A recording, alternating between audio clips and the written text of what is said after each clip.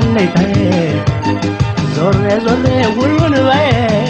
ሰላም ውድ የሀገሬ ሰዎች፣ ሰላም ለእናንተ ይሁን። እስቲ ያው በተስፋ በብርታት ያው እኔ ሚዲያ መስራት ፈልጋለሁ ከአሁን ጀምሬ ከ2017 እና ዩቲዩብ እስቲ ሰብስክራይብ አድርጉኝ። የፌስቡክ ጓደኞቼ ያው ሊንክ ለቀዋለሁ ዩቲዩብ ላይ።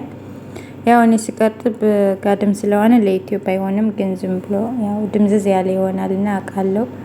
ዝም ብዬ ለቀዋለሁ። ምክንያቱም የሾርት ቪዲዮ አጭር ቪዲዮ አይደለም፣ ረጅም ስለሆነ ግን የሚታሰበው እንደ አጭር ቪዲዮ ነውና በቃ ከመቀለ ወደ ግጭት የሚባል ያው የማታውቁ ሰዎች ማለት ነው፣ የምታውቁ ታውቃላችሁ። ሲሄድ ነው በጣም ነው የሚያምረው። በየመንገድ ደግሞ ቤተክርስቲያን አለ። ይሄ ቅዱስ ሚካኤል መልበ ይባላል ቦታው እና በጣም ነው ደስ የሚለው። ሀገራችን መጽናናችን ቤተክርስቲያን ስናይ ተስፋ እናደርጋለንና በጣም ድንቅ ስራ ነው ከምር።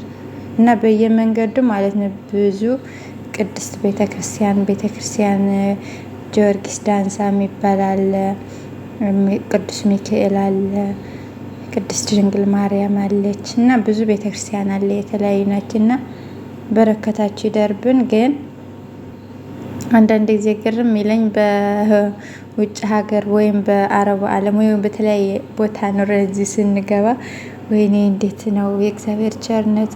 ሽንት አያስመጣም። እኔ እዚህ ከቤት ሽንት ሲመጣ እየተሸናለሁ ምናምን አለ። ከዛ ደግሞ ያሳፍራል። በውጭ ሀገር ሆነን ሁሉ ቤተሰቦቻችን ሁሉ ማያሳፍር ምናምን ይመስለናል።